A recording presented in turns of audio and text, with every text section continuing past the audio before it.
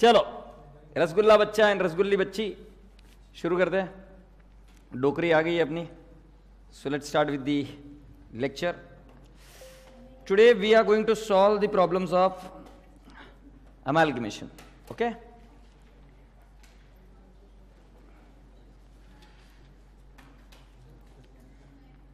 Before I start teaching you amalgamation today, I would like to revise few of the things. Ladies and gentlemen, there are two companies. Name of the first company is, gentlemen, Transferer. And what is the second company? Transferee. So one is Transferer and the other one is Transferee. अच्छा, AS14 is applicable to Transferee. इसके लिए AS14 is applicable. अच्छा, what is PC as per AS14? Anything which you give to the shareholders of Transferer company is what? PC. ठीक है? Now, how do you calculate that PC? There are many ways. What is the first one? Directly given. That is discharge method. कि क्या क्या दिया है. What is the second method? Net asset method. What is the third method? Intrinsic value method. How? Then my dear friend, what do you do when you want to make the entries in the books of transferer? पहले balance sheet को खाली क्या entry होती है?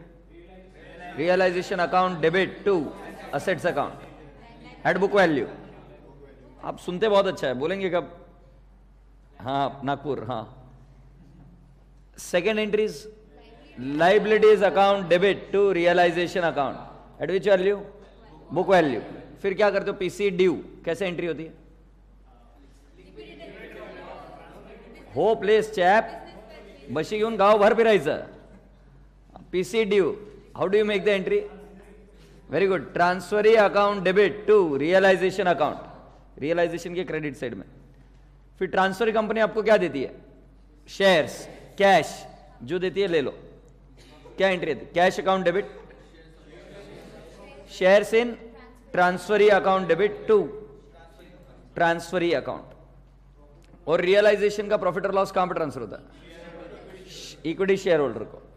हो I think that was so very simple.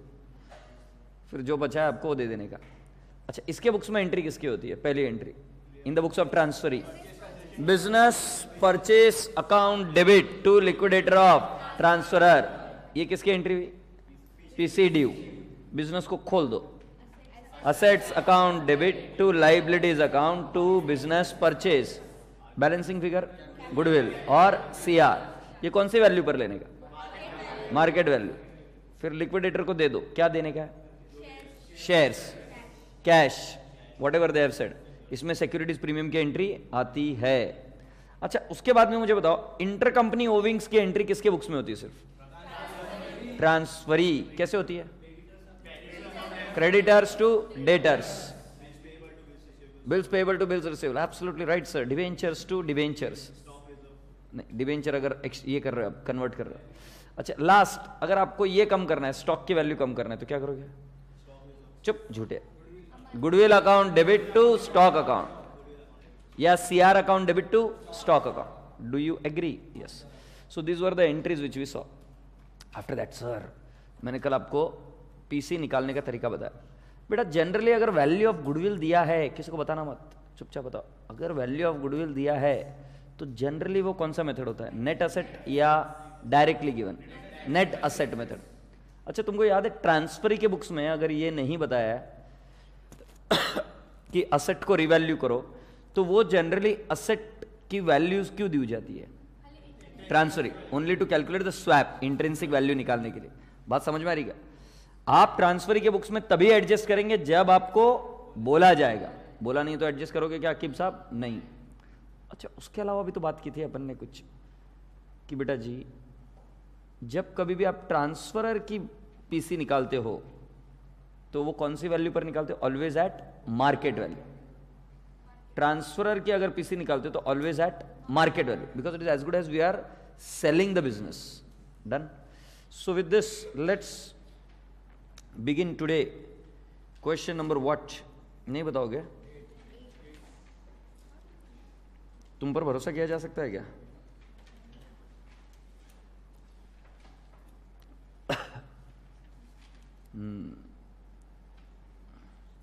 Eight नहीं, आज मुझे पहले कोई तो इजी नहीं, थोड़ा सा लेंदी वाला क्वेश्चन कराना है। चुप झूठी है।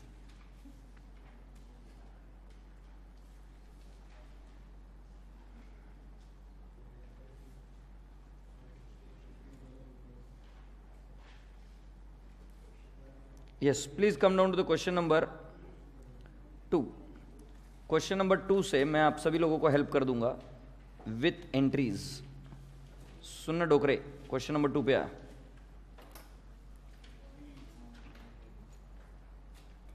कल हमने इसका पीसी निकाल चुके थे, आज वापस करेंगे, इसी के साथ खेलेंगे आज मगर क्या करेंगे, जर्नल एंट्रीज दोनों के बुक्स में करनी है। ओके, यस, पढ़िए। B company limited had the following balance sheet as on 31st December 2010, rupees in lakhs. Share capital 50,000 shares of rupees 100 each, CR, GR, unsecured loan, sundry creditors, provision for taxation, fixed asset, current asset, investment, and what? Goodwill. Then B Company Limited is amalgamated with B Sons Limited as on 31st December 2010, on which date the balance sheet of B Sons Limited is as follows, rupees in lakhs. Okay, कौन है? B Company Limited is amalgamated with what? B Sons Limited. Who is B Company Limited? Transferor. And who is B Sons Limited? Transferee. तो बेटा B company limited को क्या लिखेंगे? Transferor. सब बच्चा मेरा लिखेगा इधर, ये छोरी है ट्रांसफरर। तुम पूछोगे सर आपको कैसे पता ट्रांसफरर है? ये मुझे भी नहीं पता। आई मीन छोरी कैसे आपको, ऐसा मुझे भी नहीं पता। बी सन्स इसको क्या छोरी बोल देते हैं? सॉरी, छोरी नहीं बोलते, इसको बोलते हैं ट्रांसफरी। एग्रीड? यस, एक है ट्रांसफरर और एक है ट्रांसफरी। डोकरी देख क्या क्या लिखा है।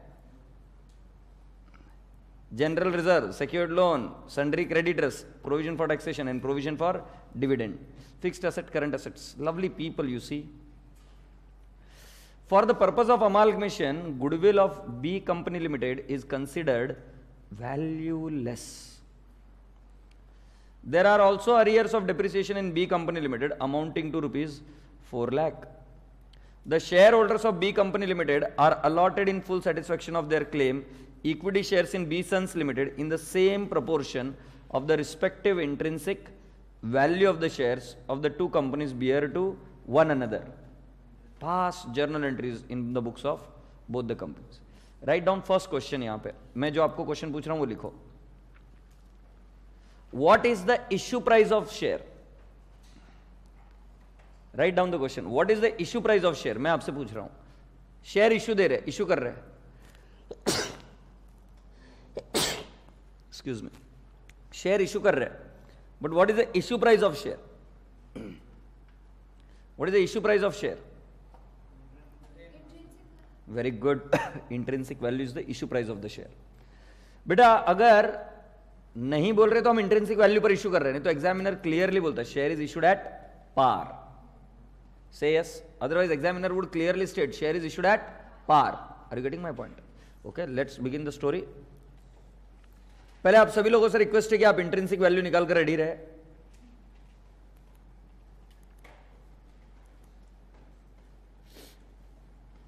I am requesting you all to calculate intrinsic value and be ready.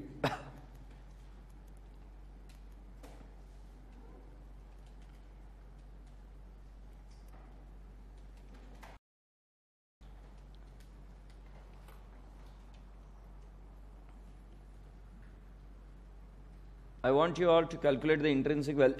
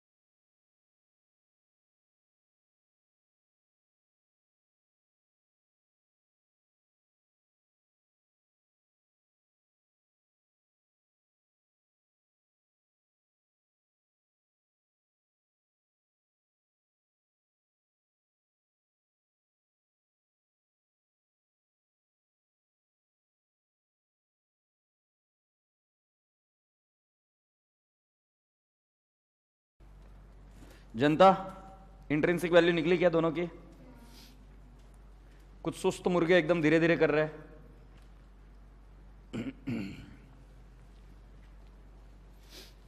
क्या क्या ढोकले। सो बता बेटा, बी कंपनी लिमिटेड की इंट्रिंसिक वैल्यू कितनी आई? यू से 180।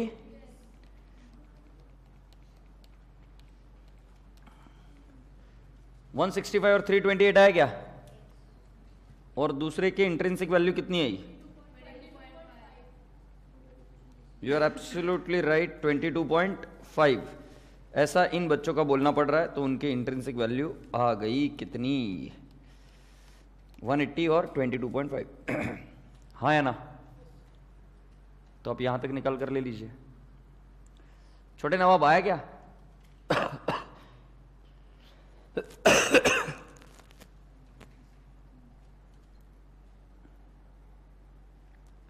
You are expected to calculate the intrinsic value.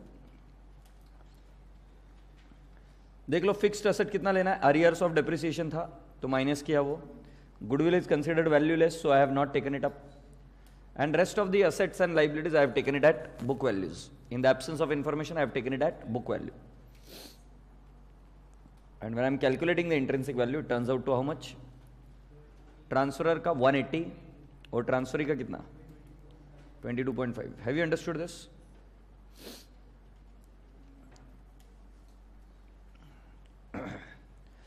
मैं अगर आपसे सही पूछ रहा हूं तो आप तक मेरी बात पहुंच रही है क्या? देखिए, ट्रांसफरर कंपनी कह रही है कि I want 75 rupees, sorry I want 90 rupees, because that is their net asset, that is their net asset. Transferor company क्या बोल रही है? मेरे को 90 चाहिए, my net asset are 90, please give me 90। But then they are going to give 90 in whose shares? In the shares of transferee. तो कितने shares दिए जाएंगे? 90 डिवाइड बाय 22.5। ये शॉर्टकट है, 90 देना है। क्या देंगे? 22.5 का शेयर देंगे ना, अपने आप को खुद का तो शेयर नहीं दे सकते, तो कौन सा देंगे? 22.5। Can I get the numbers? 4 lakh shares of what? 4 lakh shares of what? B Sons Limited. That is transferee. 4 lakh shares of what? B Sons Limited. Have you understood this? वो आपको उल्टे तरीके से एक्सचेंज रेशियो भी पूछ सकते हैं। Exchange ratio एकदम सिंपल है। क्या सिखाया था मैंने कल आपको formula? What is the formula? Transferor divide by transferee. So can I not से 180 डिवाइड बाय 22.5? कितना आ रहा है? 8 आ रहा है क्या? So for every 1 share of transferor you are going to get how many shares? 8 shares of transferee. वो कैसे लिखेंगे? देखो, for every 1 share of transferor they are going to issue how much? 8 shares in transferee. So जरा देखो transferor के कितने share है question में? क्वेश्चन में कितने शेयर है ट्रांसफरर के? It is 50,000। तो कितने शेयर्स मिलेंगे मैं आपको इधर ही बता देता हूं। 50,000 डिवाइड बाय 1, तो 1 को कितने मिलेंगे? 8। सो 50,000 इंटू 8 कितना आएगा? 4 लाख। मैंने तो आपको ये पहले ही बता दिया था ना, 4 लाख। अब देखो पीसी कितने तरीके से कैलकुलेट हो सकती है, मैं आपको लिख रहा हूं। एक तरीका ये हुआ, कितने? 4 लाख शेयर्स, राइट? पीसी देखो 2 तरीके से बोल सकते हैं। ये देखो, एक B Sons Limited issued 4 lakh shares at the rate of rupees 22.5। ये भी पीसी है। 4 lakh into 22.5 is what? PC. और it can also be said B Company Limited valued its share at the rate of rupees 180 each। इससे भी क्या मिल जाएगा? PC. 50,000 into 180। इसको ऐसे भी बोल सकते हैं, each share of B company limited will be, each share of B company limited will be issued 8 shares in B Sons Limited at the rate of rupees 22.5 each. Again you get the PC. In all the scenarios PC will be same. But मैंने एक ही question को 3 तरीके से present किया आपको. एक PC intrinsic value से, agreed. मगर मान लो इंट्रिंसिक वैल्यू उन्होंने अपने पास कैलकुलेट करके रखी है ऑलरेडी, तुम्हारे पास डायरेक्टली ये लाइन दी. क्या लाइन दी है? That B sons limited issued 4 lakh shares at the rate of rupees 22.5 each. One and the same. या फिर ऐसा बोला गया B company limited valued it shares each share at the rate of rupees 180 each. वो भी PC है. Third क्या है? Each share of B Company Limited will be issued 8 shares in B Sons Limited at the rate of rupees 22.5 each. तीनों ही चीजें क्या है? PC है. सो बेटा अब मैं तुमको कोई चीज मगअप नहीं करा सकता, तुमको समझना पड़ेगा कि वो क्या बोल रहे. तो पीसी वाली लाइन हमेशा ध्यान से पढ़िए. What is PC? They can ask you in any of the format. यहां तक पीसी समझ में आया? ओके. क्या तीनों का कैलकुलेशन वही आ रहा है ना? बी कंपनी लिमिटेड का कितना है? सेकंड वाले का कितने शेयर है? 50,000. अरे डोकरी एक बार कर कर देख लेती तो फर्क नहीं पड़ जाता ना. Into 180, 50,000 into 180.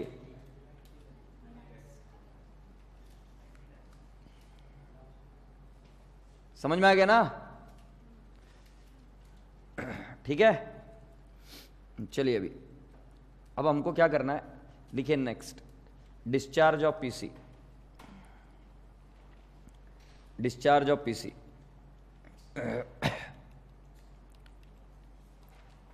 Discharge of PC. Is that okay? So how many shares? 4 lakh equity shares at the rate of rupees 22.5 each. Discharge of PC.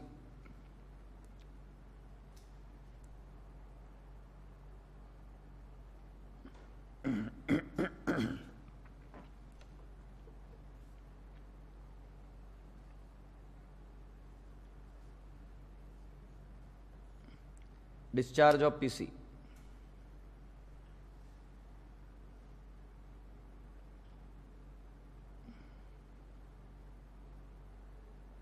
Discharge of PC. How much? 4 lakh equity shares of 22.5 each. 4 lakh equity shares of 22.5 each.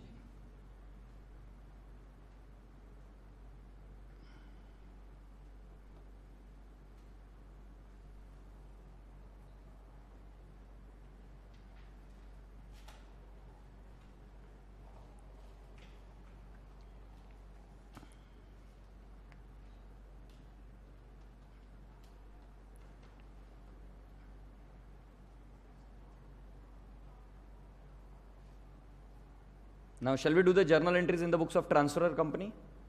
Transferor company मतलब कौन है? B company limited. B company limited की books में journal entries करेंगे. So write down journal entries in the books of B company limited.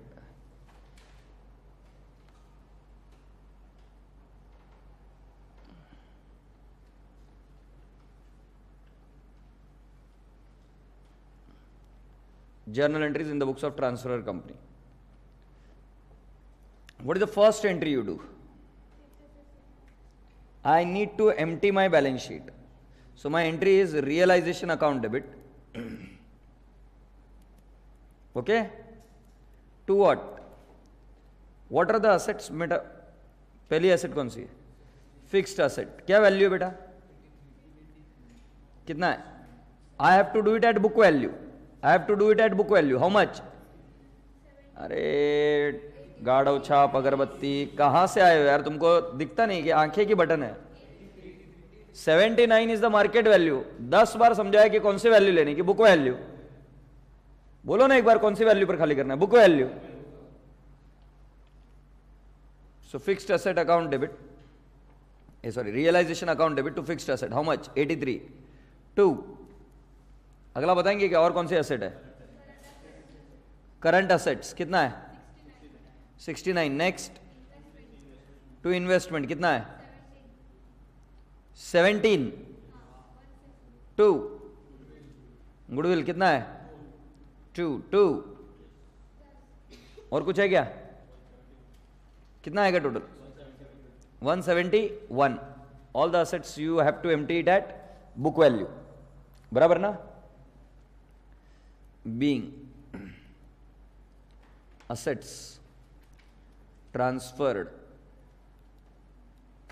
at book value.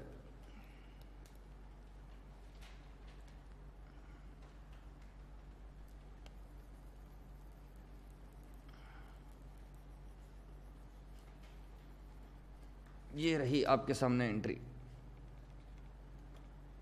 171, being transfer of assets to realisation account. बेटा फिर क्या transfer करेंगे? Liabilities. Liabilities बताओ कौन सी है? You are saying unsecured loan, sundry creditors and what? Provision for taxation. These are the only 3 liabilities. Say yes. So unsecured loan, sundry creditors and provision for taxation to realization account. Being liabilities transferred to realization account. Okay.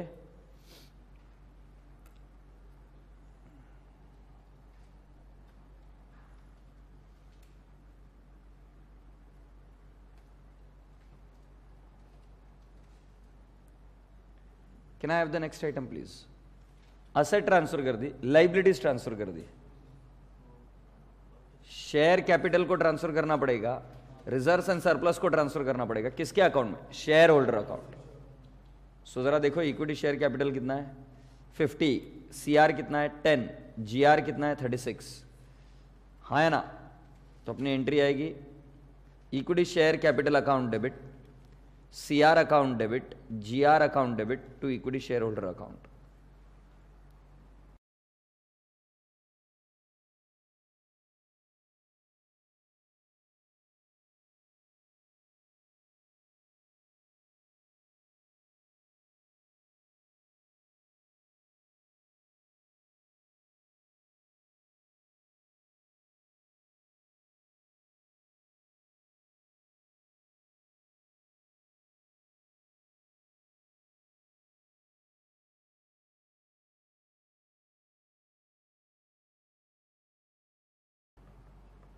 Have you understood till this point? अच्छा, can you please now tell me what is the 4th entry which I'll have to do? ये 3 entries हमेशा आएगी, मतलब आएगी asset को खाली, liabilities को खाली और शेयर कैपिटल को खाली। अब क्या करने का? PC due. पीसी ड्यू किससे करते हैं? ट्रांसफर से। जितनी परफेक्ट आपके एंट्रीज उतना आसानी से एंट्रीज बनेगी। एग्जाम में अगर सोच के करने के लिए जाओगे तो फंसोगे। एग्रीड? इसमें सोचने की जरूरत नहीं है। पीसी ड्यू क्या एंट्री आनी चाहिए? Transferee company account debit to realization account. But what is the PC you have calculated? 19. So our entry would be B Sons Limited account debit to realization account.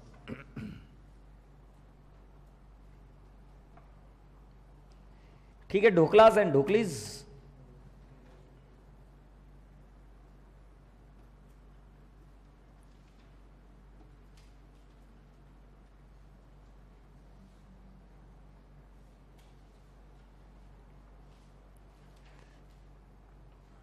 अगला बात पूछो अभी आपको। 4th हो गया, 5th रियलाइजेशन प्रॉफिट और loss अपने को कैलकुलेट करना है। एग्रीड? तो बेटा कितना है रियलाइजेशन प्रॉफिट और लॉस? जरा देखो तो इधर। डेबिट से शुरू करते हैं, डेबिट से शुरू करते हैं, right? All the debit item I add and all the credit item I less. अगर बैलेंस डेबिट रहा तो लॉस आएगा, मतलब फिगर पॉजिटिव रहा, that mean debit balance is more, so that means there is a loss, and if the figure turns out to be negative, that means credit balance is more, that is profit. ये click हो रहा है ना? So लो debit balance 171 minus 75 minus 90, profit है कि loss है? Loss, because the figure is positive. कितना है? 6। So my loss is 6। My entry is, loss किसको ट्रांसफर करते हैं? Share holder. सो एंट्री कैसे होगी? Share holder account debit to realisation account.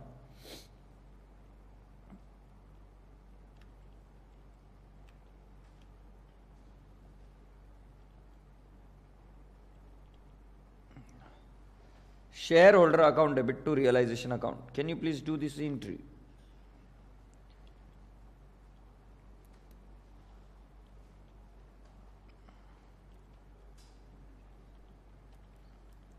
What is the figure 6?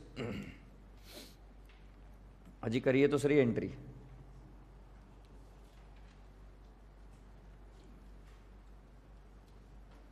Loss या profit calculate करने की एंट्री रियलाइजेशन एक्सपेंसेस सब कुछ हो जाने के बाद में करना। अब इसमें कुछ था नहीं इसलिए हमने कर दिया पहले। अब बेटा 20 सन से कितने रुपए आने? वो क्या दे रहा है? कितने शेयर्स दे रहा है? 4 लाख। तो हमारी एंट्री क्या आएगी? Equity shares in B sons limited. Agreed? 4 lakh into 22.5 that is nothing but 90 to what? B sons limited account. मतलब इस व्यक्ति से पैसा आना, इसको डेबिट बैलेंस है। मैंने क्या बोला? इससे क्या आ गए? शेयर्स। ध्यान रहे, जिस कंपनी को शेयर्स मिलते हैं वो कभी भी सिक्योरिटीज प्रीमियम की एंट्री नहीं करती, क्योंकि उनके लिए शेयर्स को डेबिट बैलेंस आ रहा है। डेबिट बैलेंस आ रहा है मतलब it is an investment, it is an asset. My entry is what? Equity shares in B sons limited 90 to B sons limited 90 being purchase consideration received. Being purchase consideration received.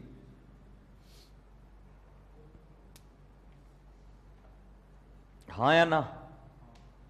आपको PC मिली, क्या मिला? Shares. कई बार आपको इसमें क्या मिल जाती है? कैश। अब क्या करेंगे? अब क्या करने का? ये किसको बांट देंगे? Share holder. इसको बांटने के बाद में शेयर होल्डर का अकाउंट आपका टैली होना चाहिए, राइट? कितने शेयर्स मिल रहे बेटा? 90 बांट दो शेयर होल्डर को। एंट्री क्या आएगी? Share holder account debit to equity shares in B sons limited.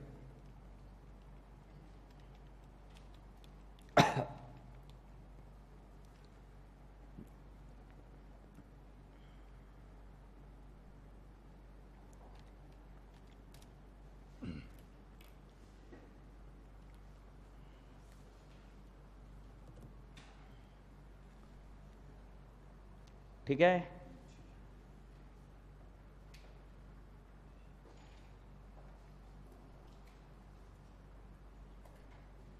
Cool. एक बार वापस से रिवाइज कर लो कौन से एंट्रीज की, और अपने दिल से पूछो क्या ये एंट्रीज चेंज हो सकती है? कि द आंसर इज नो। अगर आपको ये एंट्रीज पता है तो इसमें एग्जाम में आपका टाइम कम लगेगा और स्पीड बढ़ेगी। एंट्रीज का सीक्वेंस यही होना चाहिए, पता होनी चाहिए। पहली एंट्री सारी एसेट्स को खाली करो एट बुक वैल्यू, हर एक लाइबिलिटी को खाली करो at book value. Equity share capital reserves and surplus को ट्रांसफर करो शेयर होल्डर अकाउंट। पीसी बनाओ, ड्यू क्या मिल रहा है वो बता दो। इक्विटी शेयर्स मिल रहे, सिक्योरिटीज प्रीमियम के entry in the books of transferor नहीं आती। 6th एंट्री रियलाइजेशन का प्रॉफिट या लॉस ट्रांसफर करो शेयर होल्डर को, और जो आपको मिला है वो किसको दे दो? शेयर होल्डर को। सीक्वेंस पता होना चाहिए। एग्रीड? अब बेटा next in the books of transfer ही चलते हैं। अगर तुमको सीक्वेंस पता है तो मुझे बता दो। बिजनेस परचेज टू लिक्विडेटर, फिर next entry assets to liabilities to business purchase, balancing figure goodwill या सीआर। थर्ड इशू के शेयर की एंट्री, मगर शेयर की इशू की एंट्री करते हैं तब कौन सी वैल्यू पर करने का? Face value, share capital at face value. In the books of transfer when they are issuing the shares always at face value. Say yes. और अगर जो बचा हुआ पैसा है वो कहां जाएगा? Securities premium. मैं आपसे पूछता हूं कि ट्रांसफरी कंपनी के एक शेयर की कीमत कितनी आई है? 22.5। उसके एक शेयर की फेस वैल्यू कितनी है? 10। सिक्योरिटीज प्रीमियम में कितना जाएगा? 12.5। सो कैन आई नॉट से 4 lakh into 12.5 will be securities premium? देखो तो कितना आता है? 50। सो 50 लाख कहां जाएगा? Securities premium. Do you all agree? Yes. So let's make the entry. Boys and girls, पहली entry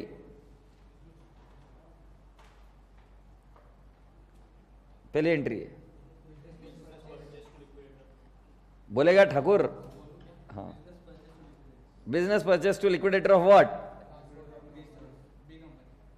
B company limited. Okay. 90 लिखेगा? लिखेगा क्या? दिखा। हाँ नहीं है तेरे ऊपर।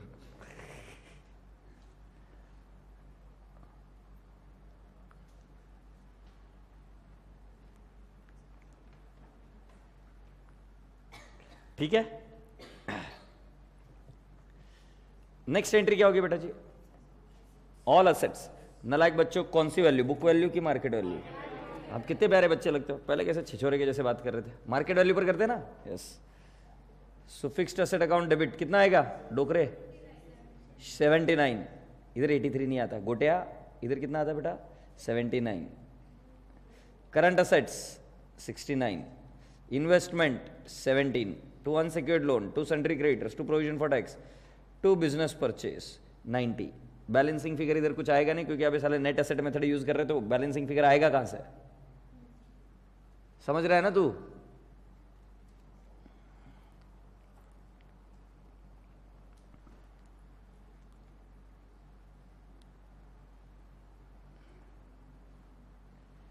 Yes. After that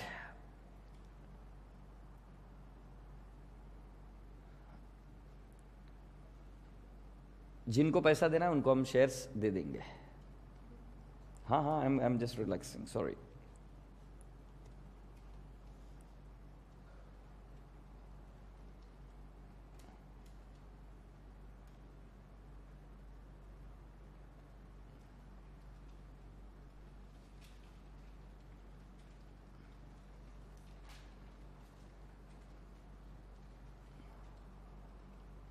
here is my final entry. तुम बताओ, मैं नहीं दिखाऊंगा फाइनल एंट्री। क्या बोलोगे? Liquidator of B company limited account debit to equity share capital कितना? 40 lakhs, 4 lakh into 10, 40 lakhs to securities premium कितना? 4 lakh into 12.5, 50 lakhs। You are right sir, you are right.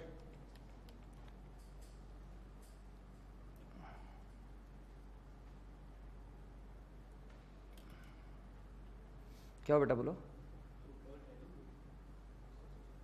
हाँ वो टैली हो जाता तुम्हारा नहीं हो रहा है? अच्छा 83 लिया होगा बेटा, देख।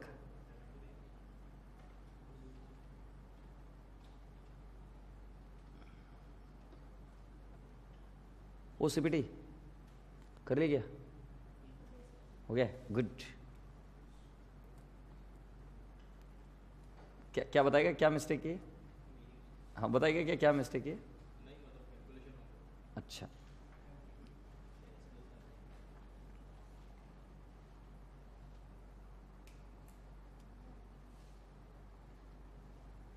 एक इंपॉर्टेंट मैसेज देना चाहता हूं तुमको भी, क्योंकि अभी एक इस बंदे ने अपने को एक हेल्प की। आज एक फेसबुक पर एक स्टोरी पढ़ रहा था मैं, वो स्टोरी तुम्हारे साथ शेयर कर देता हूँ। मैंने भी पढ़ी, वो आपको बता रहा हूँ। क्या होता है कि एक बार एक आदमी रहता है and he is working in the rural area, बहुत दूर दराज के एरिया में काम कर रहा होता है। उड़ीसा, ओके। और उड़ीसा के कोई खेत खलियानों में, जहाँ पर ये घास फूस नहीं रहती क्या, उस घास फूस के एरिया में कहीं उसकी वॉच खो जाती है। And that watch is very dear to him, he is in fond love with that watch. किसी की है यादें जुड़ी हुई, वॉच काफ़ी इंपॉर्टेंट है। He searches here and there and he is not able to figure out that watch. उसको watch मिलती ही नहीं है। एंड देन कुछ बच्चे आते हैं, वो उनको बोलता है कि देखो सुनो, तुमको एक गिफ्ट दूंगा बहुत बड़ा, अगर तुम मेरे को मेरी वॉच ढूंढ के निकाल देते हो तो। सभी बच्चे उस खेत खलियानों में भागते दौड़ते, ये करते वो करते, and then they don't get the watch. बहुत बहुत मेहनत करते, बहुत मेहनत करते। For around 2 to 3 hours he doesn't get the watch. क्या करेंगे, लगता है कि वॉच तो गई। फिर एक बच्चा बोलता है कि मेरे को लास्ट चांस प्लीज गिव मी। तो वो ये बंदा बोलता है कि मेरा क्या लॉस है, मेरे को तो वॉच चाहिए ही। So he said, okay, I'll give you one more chance. Go and find out that watch. And the rest of the kids have left the place. These guys go, and in next 2 to 3 minutes, he get that watch back out. And then this fellow is surprised. How did you get this watch? सिर्फ 2 या 3 minute में, हम पिछले आधे दिन से ढूंढ रहे हैं, हमको वॉच नहीं मिल रही. There is no success. And now you have got the watch. How did you mind to do that?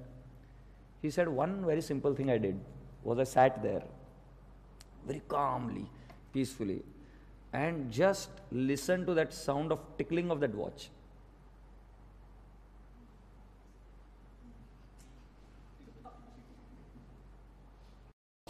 ticks, it creates a sound, and which can be heard only when there is a silence in your mind and silence around. I mean, that could have been done. The matter was sorted out in matter of 3 to 4 minutes. He followed that voice and he figured out that watch.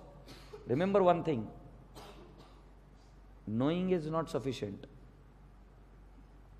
You should be at peace of your mind to recall whatever you have read throughout these days. The most crucial time is that 3 hours. I have seen so many wrestlers, I have seen so many shooters, I have seen so many people. They have practiced throughout their life. But when it comes to that 3 hours, those few minutes,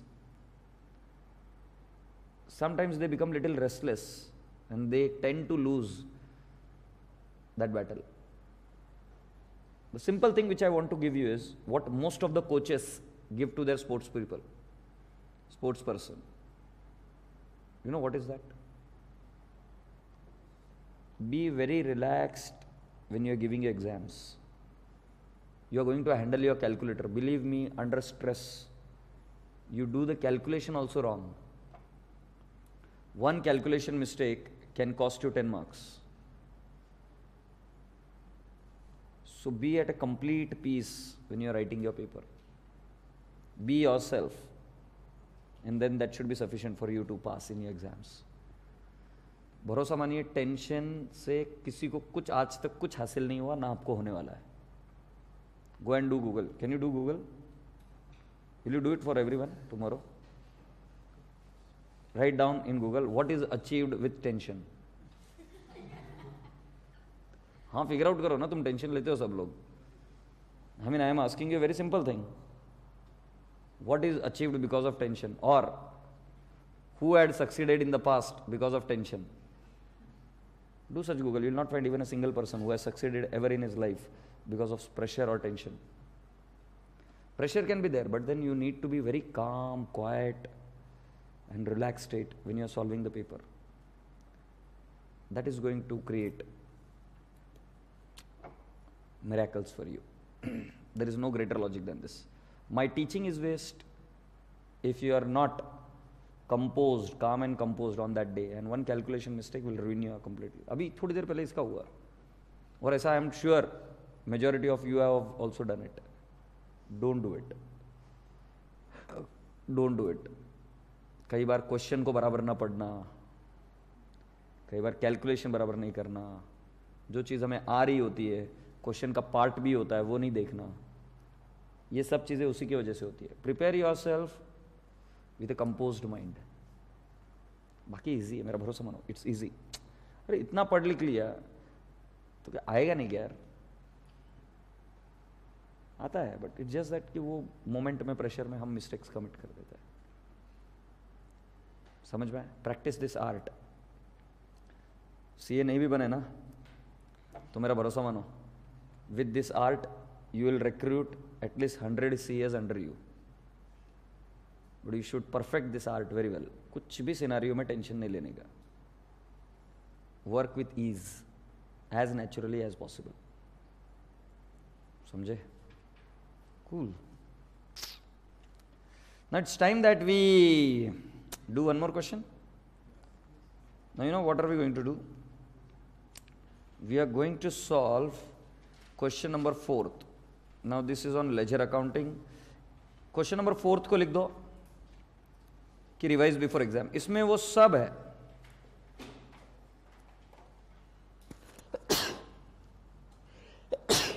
देवा,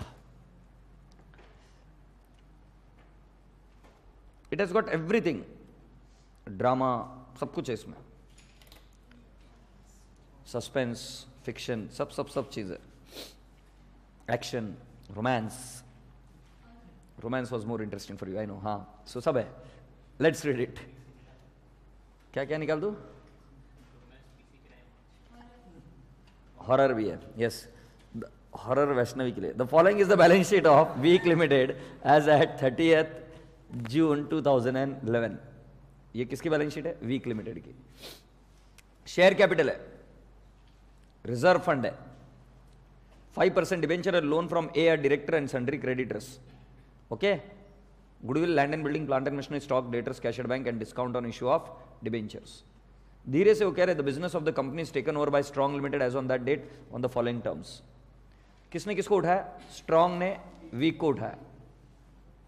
Strong Limited to take over all asset except cash to value the assets at their book values less 10% except goodwill which was to be valued at 4 years purchase of the excess of average profit over 8% of the combined amount of share capital and reserves. I don't think so I'll have to explain it again today. You know it already. We have done it yesterday.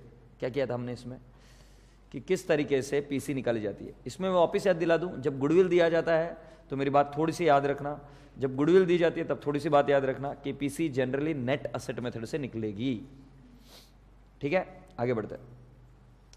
Strong Limited to take over trade creditors which were subject to discount of 5%. Okay, all right. अब बेटा जी आगे क्या बोला है? मुझे एक बात बताओ, क्या डिबेंचर्स को उठाया क्या? क्या डिबेंचर्स को उठाया क्या डोकरे? नहीं, क्योंकि अगर क्लियर सी बात है, अगर उन्होंने कहा है कि उन्होंने ट्रेड क्रेडिटर्स को उठाया है, उसी भाषा में वो ये भी तो बोल देते थे ना कि डिबेंचर्स को भी उठाया. और उन्होंने यहां पर ये क्लियरली बोला decided to take over overall asset except cash. Liabilities के बारे में बोला नहीं है, तो लाइबिलिटी के बारे में जो चीज बोली है सिर्फ उतनी ही लेनी है. सही? Yes yes. और आगे क्या बोला है? The PC was to be discharge in cash to the extent of rupees 1,50,000 and the balance in fully paid equity shares of 10 each valued at rupees 12.5 per share. उसके लिए पहले आपको क्या निकालना पड़ेगा? पीसी. पीसी में से पहले क्या देना पड़ेगा? कैश. कैश कितनी देनी पड़ेगी बेटा? 1,50,000. और बचा हुआ क्या देना पड़ेगा? शेयर्स. और एक शेयर की वैल्यू कितनी है? 12.5 रुपए. हो. फिर गुडविल निकालने का तरीका है the average profit was 30,100. The average profit was what? 30,100. क्या करेंगे? गुडविल निकालेंगे इससे. हाँ, आगे. The expenses of liquidation amounted to rupees 4,000. Did they say who is to bear liquidation expenses? So who is going to bear it? Transferor. Transferee का क्या संबंध है? ट्रांसफरी खरीदने वाला है, बेचने वाला करेगा ना ये realisation expenses. Why will transferee bear those expenses? Say yes. Alright, moving on. Weak limited had sold prior to 30 June 2011 goods costing rupees 30,000 to strong limited for rupees 40,000. मैंने आपको 10 बार बजा के बोल दिया है कि इसका पीसी के साथ कोई लेना देना नहीं है. इस एंट्री का सिर्फ एक ही बुक में लेना देना है, वो है ट्रांसफरी की. और ट्रांसफरी में भी एक्विजिशन हो जाने के बाद में लास्ट में एंट्री होती है. हम लास्ट में बात करेंगे. Okay okay. अगला क्या है? Debtors include 20,000 still due from strong limited on the date of absorption. 25,000 worth of goods were still in stock of Strong Limited. Show the important ledger account in the books of Weak Limited and journal entries in the books of Strong Limited. So shall we do it? Weak और Strong के books में करने का. ठीक है, तो चलिए पहले निकालते हैं पीसी. संतोष इधर आओ ना. पहले निकालते क्या? पीसी. ये क्वेश्चन नंबर कौन सा है? 4th है क्या?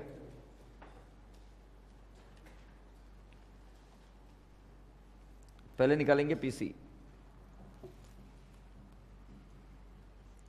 चार्जर चार्जर चार्जर इधर इधर इधर इधर.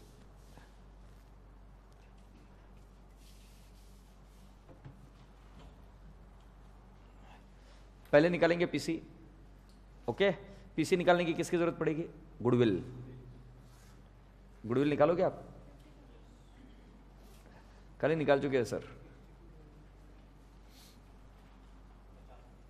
50,000 बोल रहे हो? ठीक है, तुम बोलते हो, मैं बात सुन लेता हूं तुम्हारी.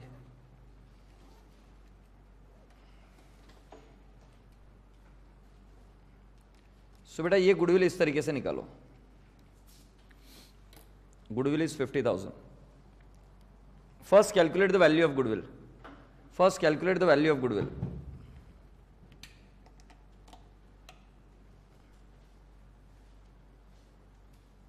First calculate the value of goodwill.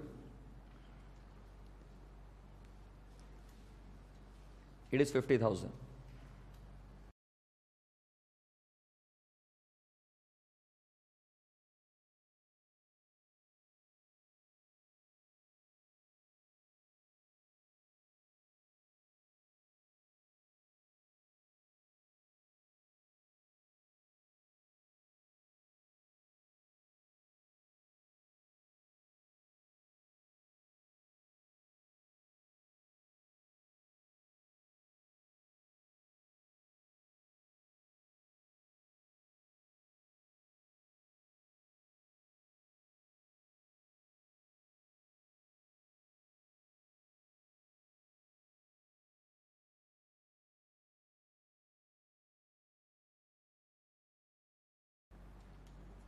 चलो अभी पीसी बताओ कितनी है तुम्हारी,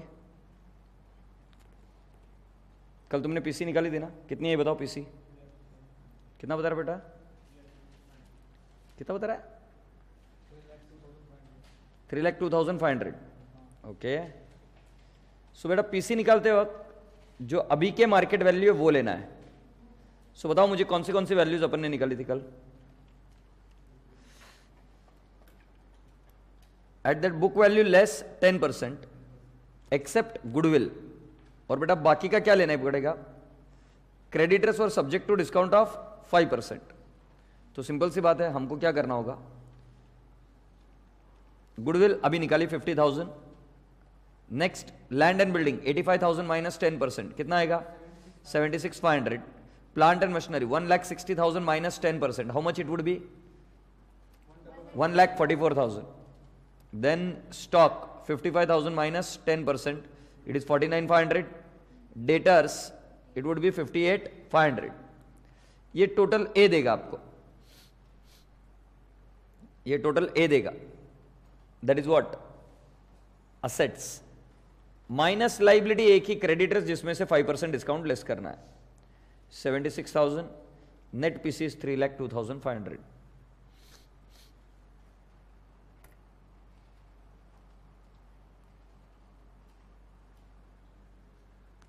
You need to write fast dear friends, ये हमारा कल हो चुका है।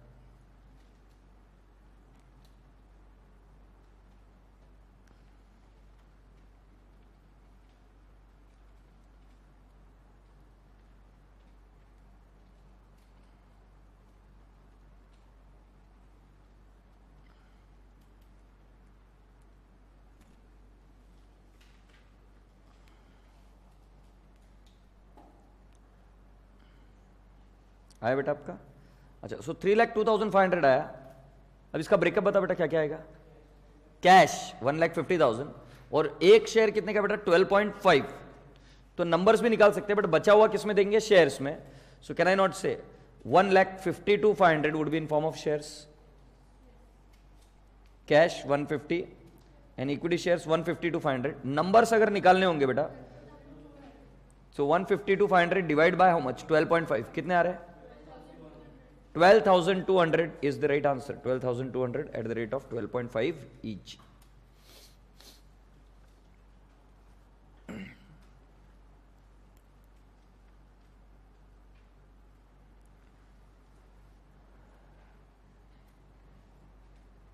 बेटा रिवीजन बैच में रफ में कैलकुलेट करो, पूरा एकदम ये लाइन साइंस ड्रॉ करके मत करो अभी।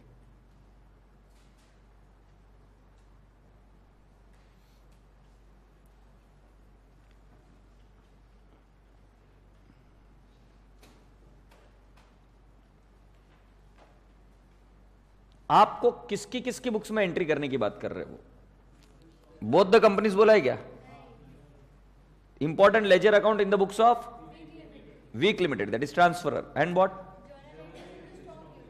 Journal entries in the books of Strong Limited मतलब इन द ट्रांसफरी। और फिर क्या बोला, कुछ बोला और आगे, उसके आगे बैलेंस शीट भी पूछ सकते हैं बट बैलेंस शीट इसमें पूछा नहीं है, इज दैट ओके, पूछ भी नहीं सकते क्योंकि स्ट्रॉन्ग के balance sheet original balance sheet हमारे पास नहीं है क्या, नहीं है। तो बेटा वीक की बुक्स में आपको क्या क्या कौन से अकाउंट बनाने पड़ते हैं, so I appreciate the first one is realisation account. जरा याद कर कर बताओ, नहीं पहले रियलाइजेशन अकाउंट बनाना शुरू करेंगे, जैसे जैसे जो लगेगा हम बनाना शुरू करेंगे। याद कर कर बताओ रियलाइजेशन अकाउंट में कौन सी वैल्यू पर खाली होती है चीजें, बुक वैल्यू, ओके, क्या क्या खाली होता है, असेट्स और लाइबिलिटी। सो बताओ कौन से असेट्स है, टू गुडविल बुक वैल्यू है क्या,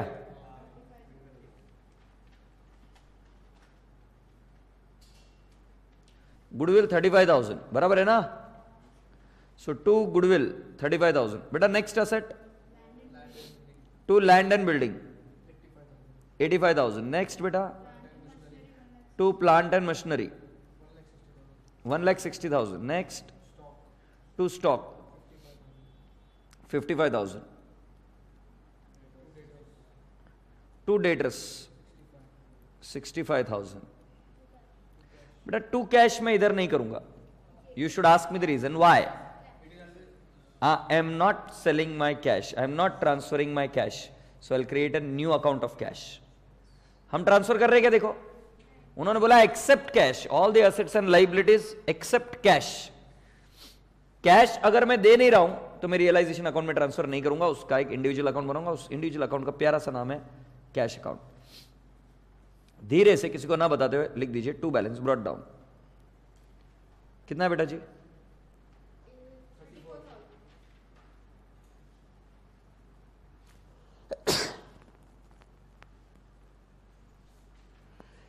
अरे रामा क्या हो गया? 34,000. To balance brought down 34,000. Alright बेटा, नेक्स्ट कौन सी चीज है आपके पास? क्या है ये? डिस्काउंट है ना? ये फिक्टिशियस असेट होती है, ये कहां ट्रांसफर होती है?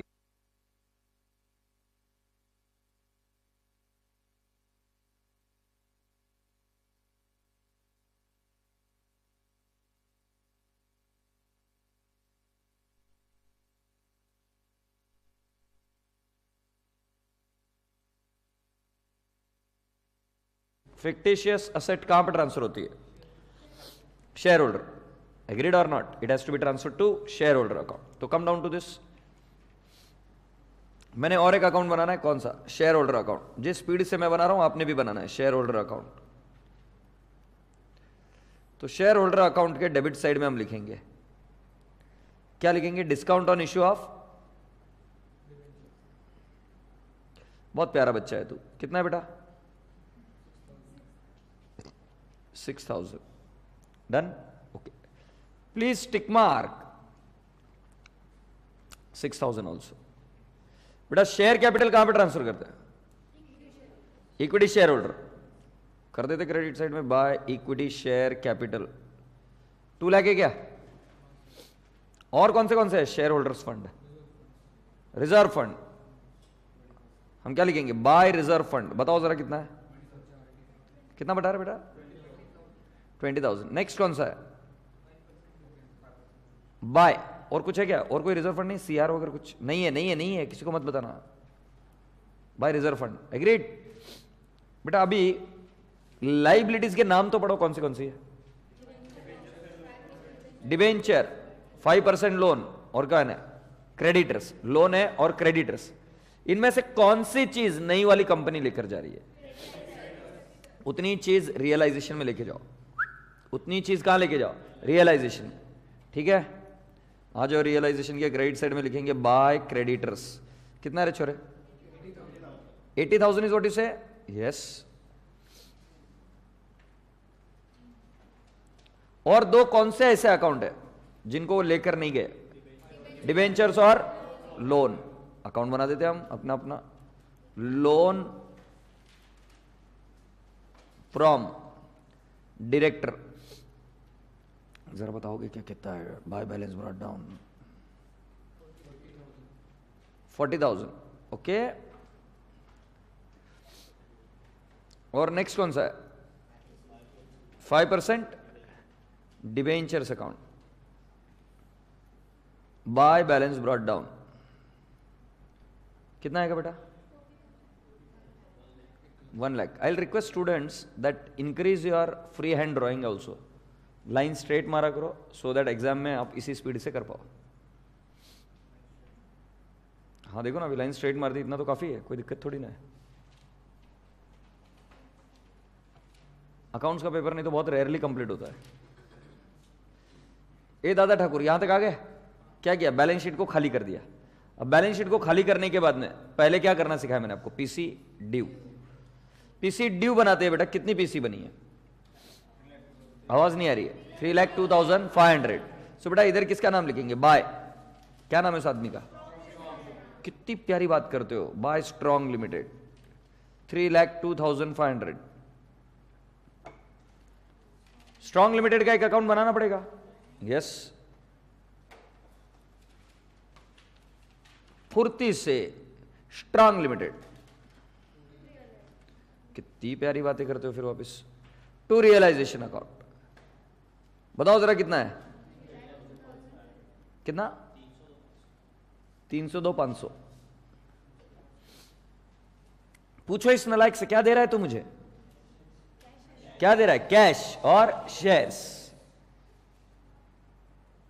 सो वो दे रहा है कैश, और क्या दे रहा है?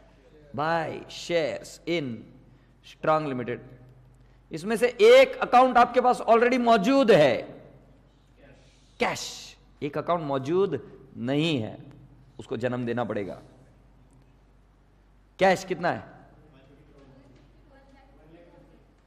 और ये कितना आएगा? 1,52,500। ये टैली मारता है, सही है ना? इसकी सेकंड पोस्टिंग करनी पड़ेगी गांव वालों। कैश के डेबिट साइड में 2 क्या लिखेंगे? Strong limited. कितना? 1,50,000। उससे कैश मिली 1,50,000। और एक नया अकाउंट को जन्म देंगे क्या? शेयर्स इन स्ट्रांग लिमिटेड। कितने प्यारे बच्चे हो तुम। Shares in strong limited. हाँ, शेयर्स इन स्ट्रांग लिमिटेड। फिर सो मैं लिखूंगा 2 स्ट्रांग लिमिटेड। कितना आएगा बेटा जी? 1,52,500।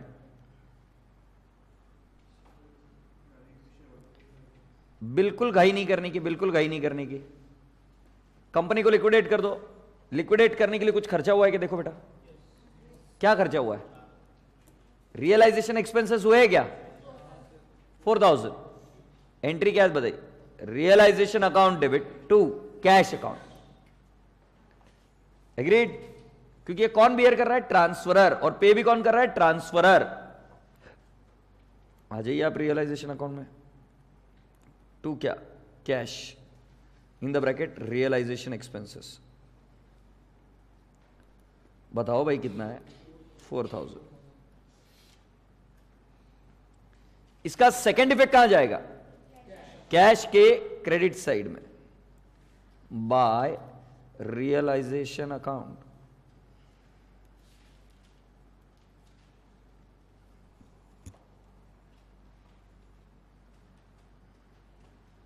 Right, sir? Beta, now become little technical. What are you doing? You made the first entry of balance sheet खाली, second entry, my dear friend, PC due, third entry, जिनसे जो PC मंगानी थी वो PC मंगाई. Agreed or not? Realization expense. Now you cannot make the payment directly to equity shareholder, क्योंकि आपके पास 2 liability ऐसी है जो वो टेक ओवर नहीं कर रहे हैं, उनको ऐसा अकेला छोड़ नहीं सकते। तुम्हारी अगर कंपनी बंद हो रही है तो आपको पहले उस लाइबिलिटी को सेटल करना पड़ेगा। ऐसी कौन सी 2 लाइबिलिटी जो 2 तुम्हारे बुक में खुली पड़ी हुई है? लोन और डिबेंचर। जो तुम्हारे पास कैश आई है और जो तुम्हारे पास क्या है? शेयर्स। कैश और शेयर्स में से पहले उनका भुगतान करेंगे, पहले उनका पेमेंट करेंगे। से यस। सो बेटा आ जाइए लाइबिलिटी के पास। लाइबिलिटी को बोलो डायरेक्टर, लोन फ्रॉम डायरेक्टर, हाँ या नहीं?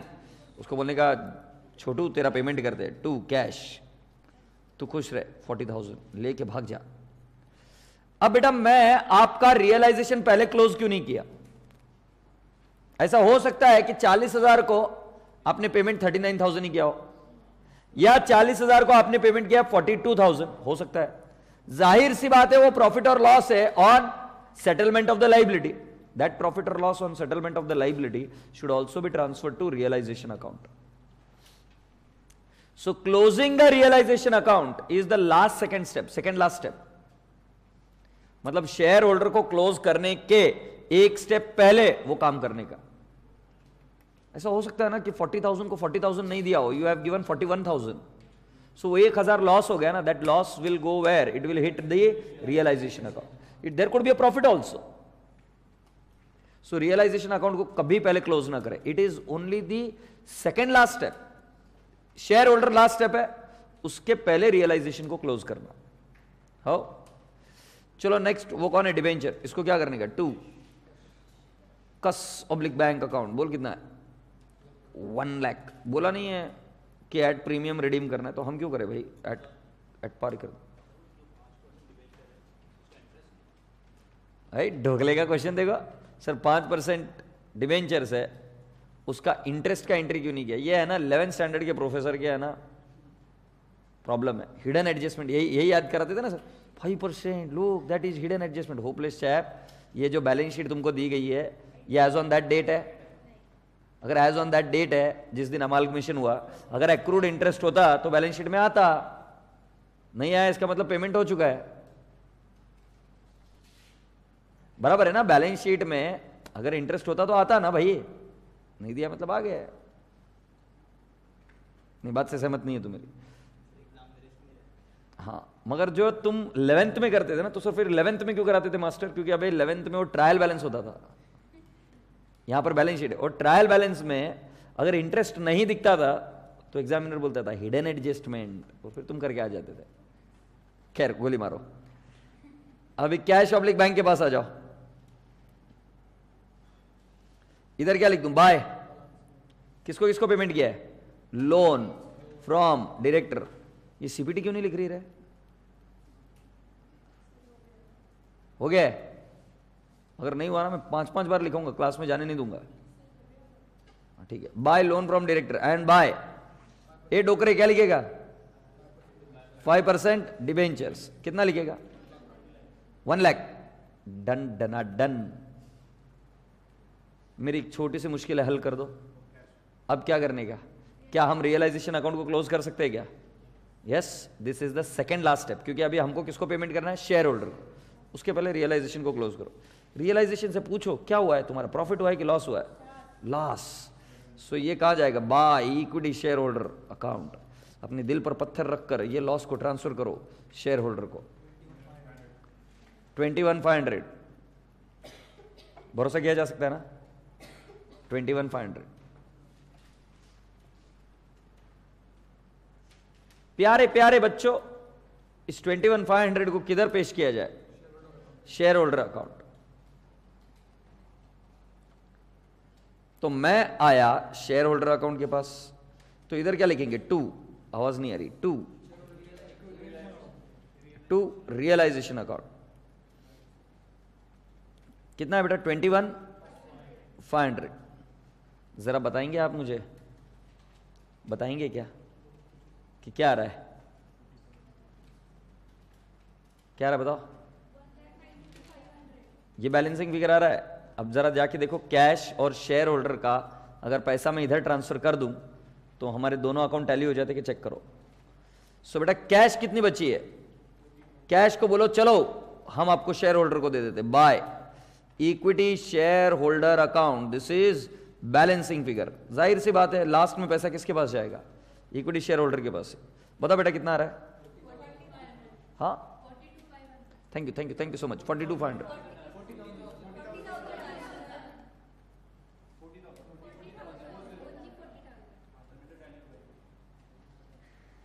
बेशर्म लड़की। 40,500,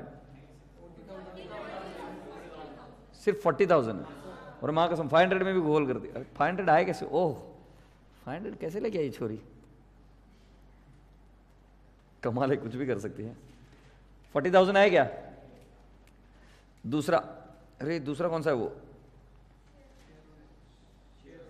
अबे इक्विटी शेयर्स को करेगा नहीं क्या? Shares in Strong Limited, by share holder account. दोनों को ट्रांसफर करना है ना।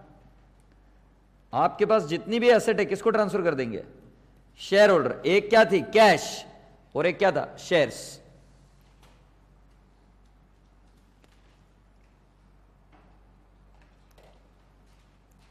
जॉनसन बेबी कहां जाएगा फिर? अभी है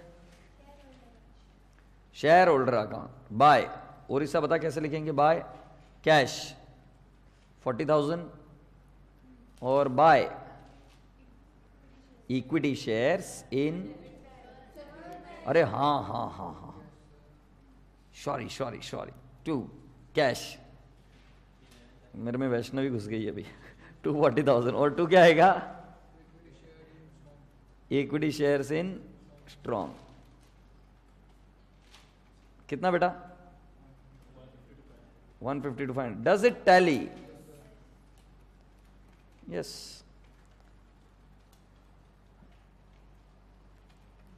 सभी बच्चों से रिक्वेस्ट है कि एक बार सीक्वेंस लिखे कि तुमने क्या क्या सीक्वेंस फॉलो किया, कौन से सीक्वेंस में एंट्रीज की।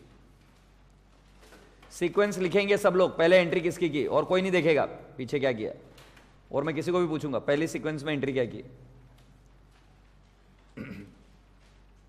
In the books of transferor मुझे सीक्वेंस चाहिए। In the books of transferor I want the sequence to be written by you. Sequence जिस बच्चे को आ रहा है उसकी स्पीड बढ़ गई, समझ लेना। मोबाइल अंदर रख।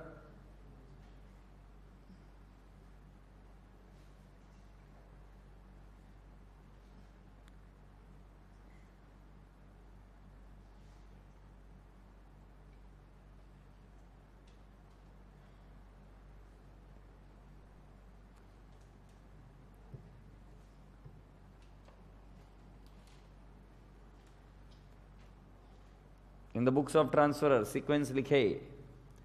फॉर एग्जाम्पल पहले बैलेंस शीट खाली करना,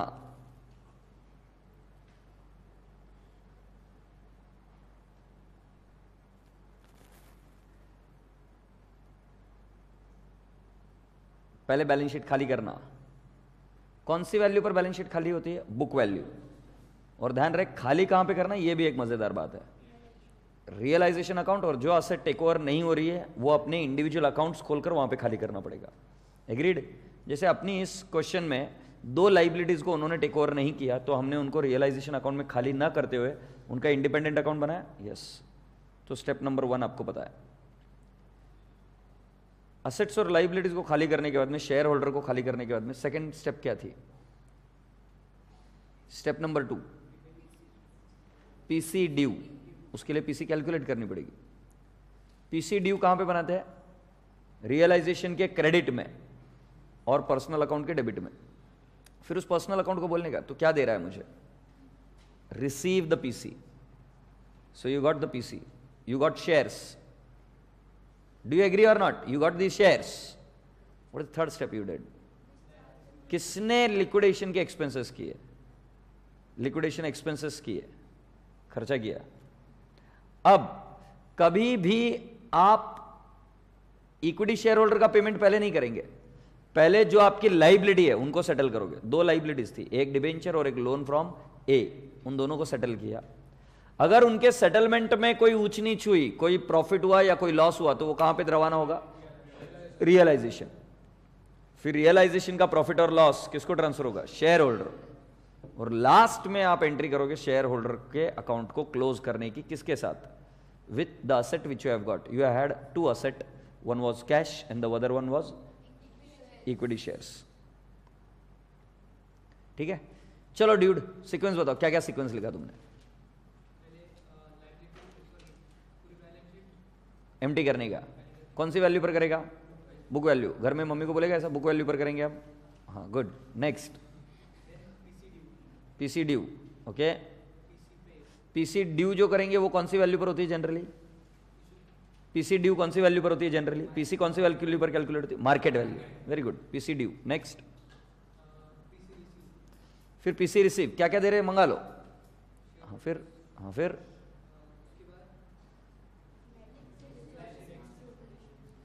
उसके बाद में अगर आपको चाहिए तो लिक्विडेशन एक्सपेंसेस की एंट्री कर दो। हाँ, फिर क्या करेंगे?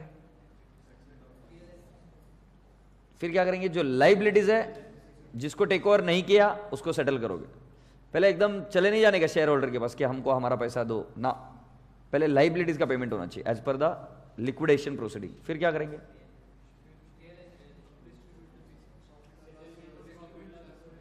अगर लाइबिलिटीज को सेटल करते हो प्रॉफिट या लॉस हुआ तो कहां ट्रांसफर होगा? रियलाइजेशन। Very good. फिर रियलाइजेशन का प्रॉफिट और लॉस कहां पे? Share holder. और फिर जितनी भी आपके पास असेट बची हो किसको बांट दोगे? Share holder. ठीक है ठाकुर साहब सही बोलते हैं, समझ में आया ना? अरे ढंपिया सुन अभी मेरी अगली बात। तुम्हें पता है मैं क्या बोल रहा हूं अभी? नहीं, मैं बताता हूं। मैं अब ये कह रहा हूं कि इन द बुक्स ऑफ ट्रांसफर क्या एंट्री होती है? मुझे पहले सीक्वेंस बता दो। इन द बुक्स ऑफ ट्रांसफर पहले धंधा कितने में बाय किया उसकी एंट्री होगी, फिर किसकी एंट्री होगी? असेट्स को खोल देंगे। कौन सी वैल्यू पर? मार्केट वैल्यू पर। और फिर क्या करेंगे? Third entry, issue of the consideration whatever you are giving. फिर तुमको पता है ना क्या करने का? ये दोनों इधर आ जाते हैं। क्या बोलेंगे? आइला तू भी इधर, मैं भी इधर, कैंसिल करते, inter company Owings, very good. और फिर क्या करने का, स्टॉक की वैल्यू कम हुई या ज्यादा हुई, whatever, because of inter company transaction it should be brought to the cost. हो, इसमें कोई डिबेंचर कन्वर्ट हुए क्या, नहीं हुए, आगे किसमें आएंगे, अगर डिबेंचर कन्वर्ट हुआ कुछ तो उसके कन्वर्जन की भी एंट्री इधर ही आएगी। से यस।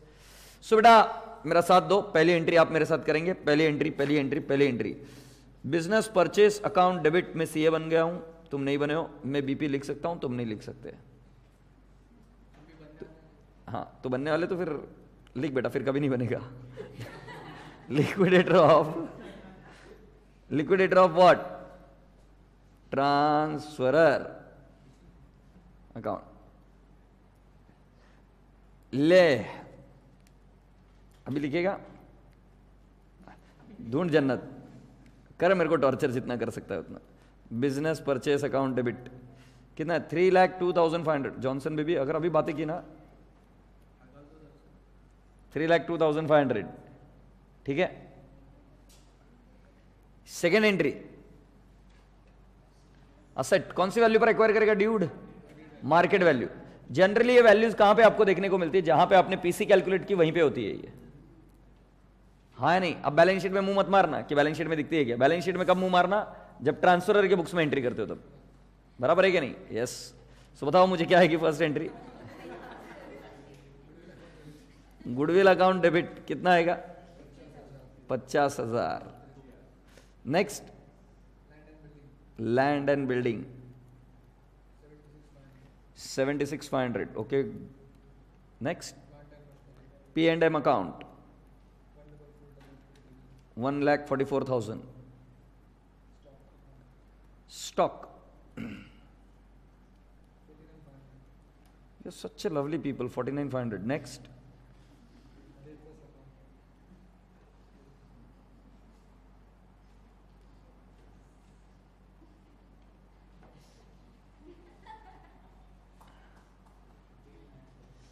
डेटर्स अकाउंट कितना आएगा, 58,000, 58,500 क्या। Next 2 sundry creditors, how much, 76,000, yes। To business purchase 3,02,500। सरकार देखो जरा टैली होती है क्या आपकी एंट्री,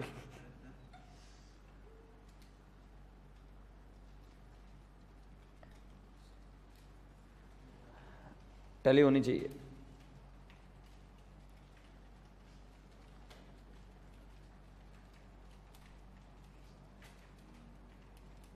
हो गया क्या टैली।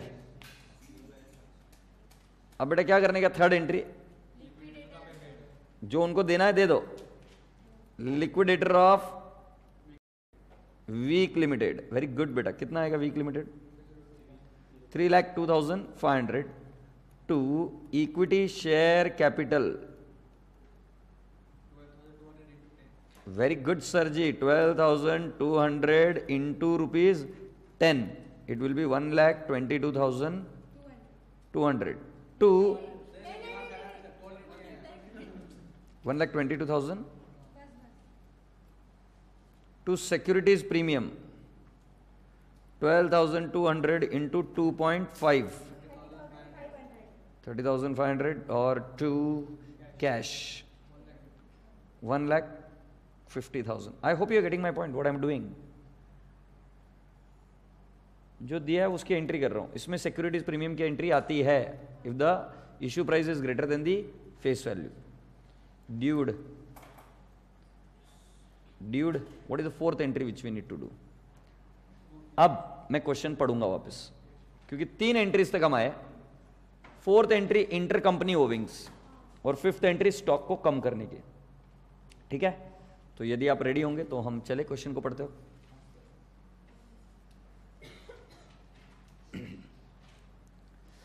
तो देखो तो सही क्या बोला है उन्होंने ये बोला है, week Limited had sold prior to 30th June 2011 goods costing 30,000 to strong limited for 40,000। Weak ने स्ट्रॉन्ग को माल बेचा 30,000 का 40,000 में, agreed.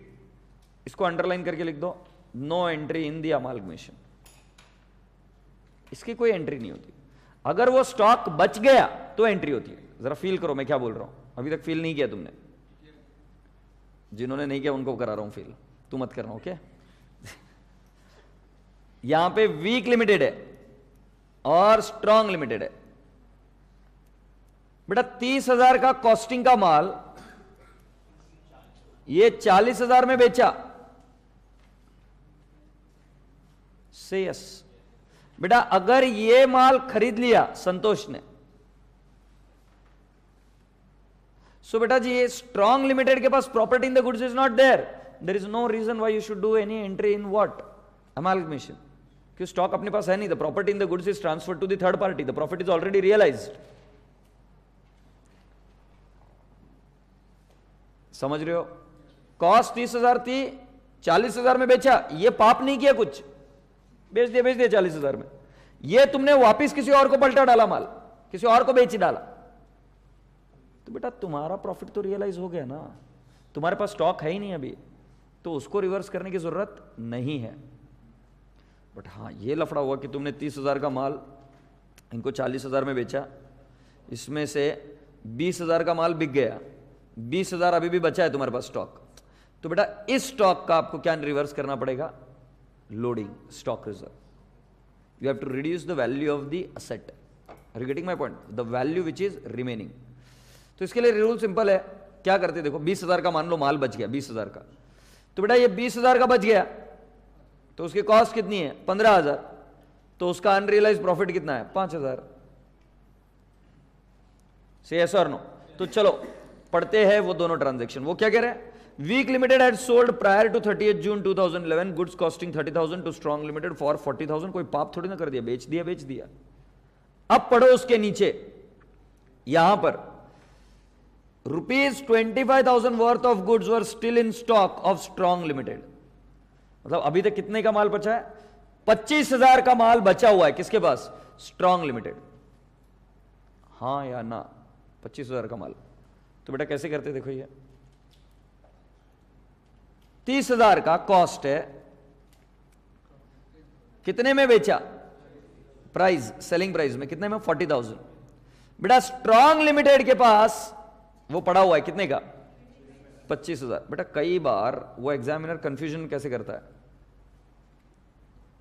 Week Limited sold goods worth costing 30,000 to strong limited for 40,000। ये बराबर यही सेंटेंस रहेगा जो आपके क्वेश्चन में। फिर क्या लिखेगा? Goods costing 25,000 to strong Limited, goods costing 25,000 to strong Limited, purchase from weak limited is lying in stock. अब costing to strong limited means what? Selling price of weak. तो वर्डिंग बराबर से पढ़ना, जिसको माल बेचा है अगर उसकी कॉस्ट बता रहे that means selling price of the company which has sold. Yes और नो? तो ये बेटा इधर ही लिखना पड़ेगा 25,000। इन 99% केस ये इधर ही लिखना पड़ेगा सेलिंग प्राइस के पास। यस और no? In only 1% case the examiner might be ruthless and he might say goods costing ₹25,000 to weak limited are still in stock, but very rarely they'll ask you. Generally वो क्या बोलेंगे? costing in the hands of strong limited, मतलब जिसको बेचा उसी के लिए cost रहेगी ना वो। सो ये क्या आएगा? x कितना आ रहा है ढंपिया? 18,750। so what is the profit element? 6250। तो बेटा आपको स्टॉक को वैल्यू कम करना पड़ेगा, आपको स्टॉक की वैल्यू क्या करनी पड़ेगी? कम करनी पड़ेगी। स्टॉक की वैल्यू कम करनी है, किसके वजह से कम कर रहे हो? किसकी वजह से कर रहे हो? कौन सी ऐसी एक्टिविटी हुई जिसकी वजह से आपको उनका स्टॉक आपके पास लेके आना पड़ा, या वो दोनों एक हो गए? अमालगमेशन। तो बेटा जी अमालगमेशन के वजह से स्टॉक की वैल्यू कम हो रही है, तो जाहिर सी बात है आप इसको एडजस्ट कहां पे करोगे? गुडविल या सीआर। गुडविल या सीआर। यहां पर बैलेंसिंग फिगर कौन सा आया था, या कौन सी चीज आई थी? गुडविल आई थी। चेक करो, गुडविल आई थी ना। सो आप एंट्री क्या करोगे? Goodwill account debit to stock account. You write so, एकदम कड़क। अरे देवा, can I make an entry? बता दो यार कैसे एंट्री होती है।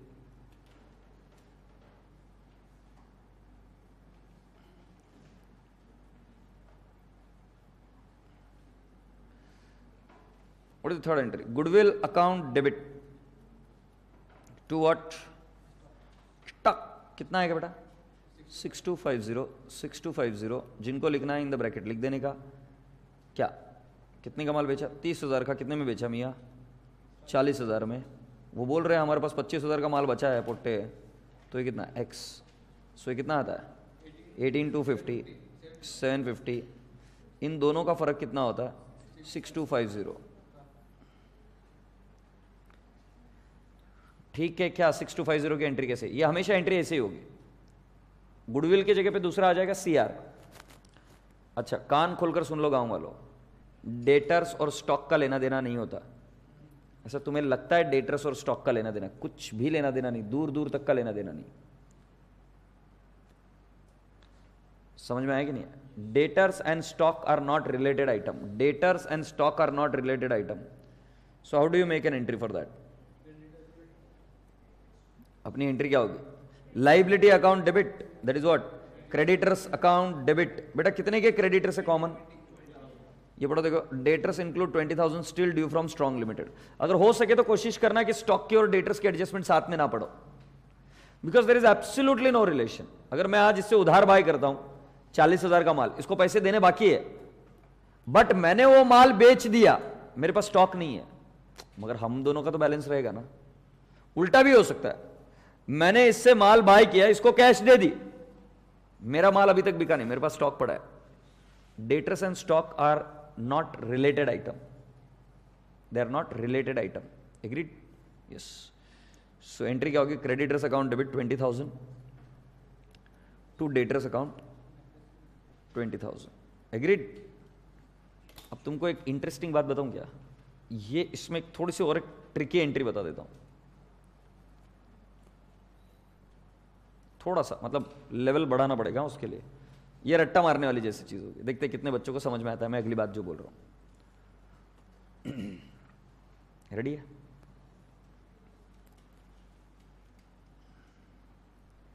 क्या होता है?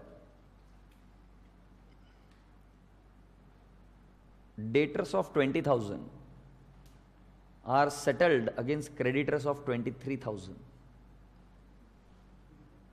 Debtors of 20,000 are settled against creditors of 23,000। तो बताओ एंट्री कैसे होगी? क्रेडिटर्स 23 से गायब होगा, डेटर्स 20 से गायब होगा, बैलेंसिंग फिगर गुडविल या CR। बहुत रेयरली होगा मगर हो सकता है, बहुत बहुत रेयरली, बट पता रहे कि ऐसा भी हो सकता है। तो ध्यान से पढ़ना, हमेशा अमाउंट सेम ही रहेगी जरूरी नहीं है। Let's see, move on. ये कौन सा क्वेश्चन हो गया भाई? Question number 4।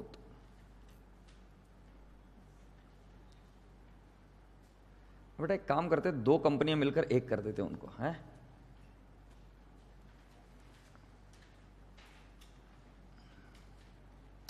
Yo, I will now take you ahead to the next question which is 9th question. Interesting question, interesting question. I'll devote some time to you. Calculate on yourself what is PC। Question number 9 आपके हवाले, पढ़िए क्या meaning समझ में आता है। Question number 9 आपके हवाले, calculate the PC for me, and whatever you are going to speak to me, you need to be logical, you can not be mechanical. Why you are doing so, you need to give me the logic.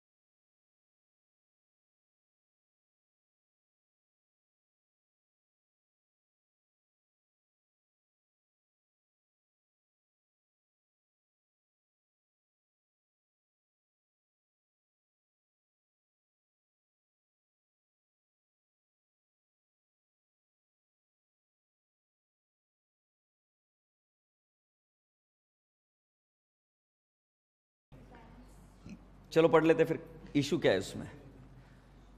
तुमको issue पता चला क्या? What is the problem then in this PC? तुम बोल रहे हो कि directly given है, what is the issue? Yes,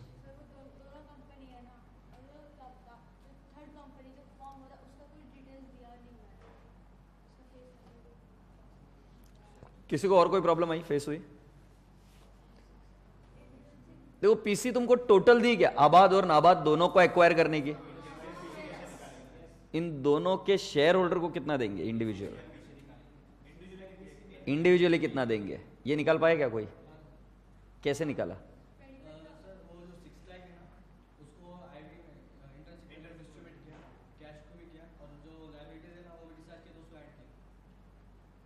हाँ तुम्हारा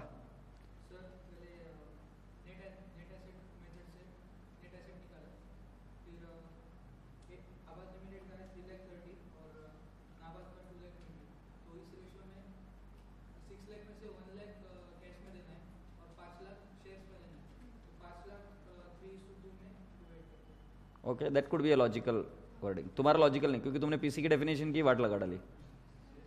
देखो पीसी के डेफिनेशन में ऐसा कुछ था क्या कि जो लाइबिलिटीज को दिया वो पीसी होती है? समझ में आएगी नहीं? तो तुम्हारा बोलने का तरीके में ही वो प्रॉब्लम हो गई। चलो अब क्वेश्चन मैं ही पढ़ूंगा। But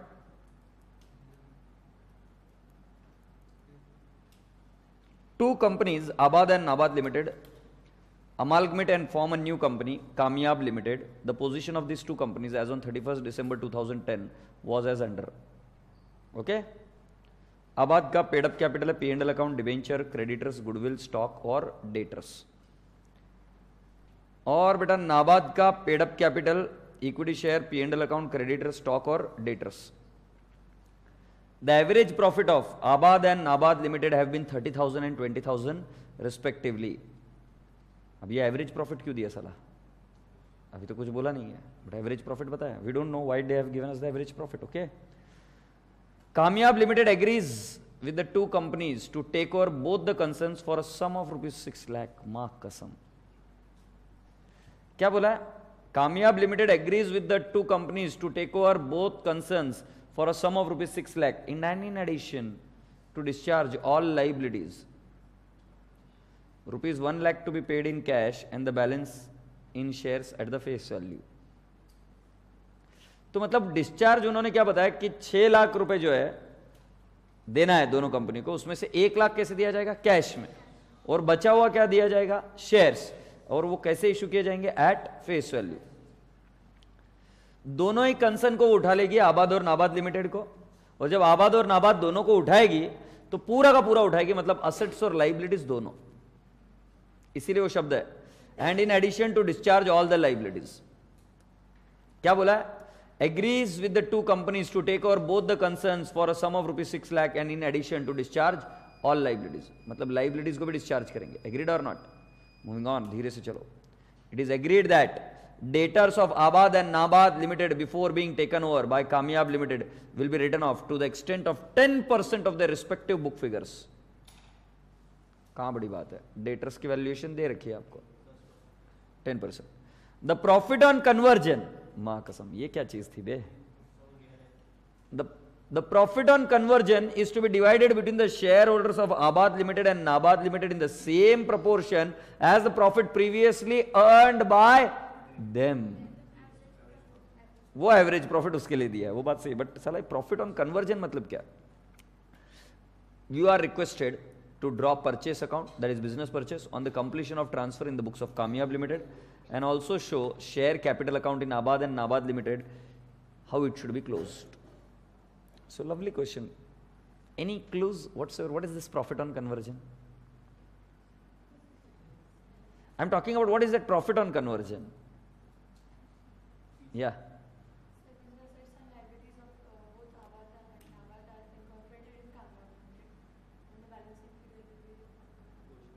Okay. How the balancing figure would be adjusted? That's right.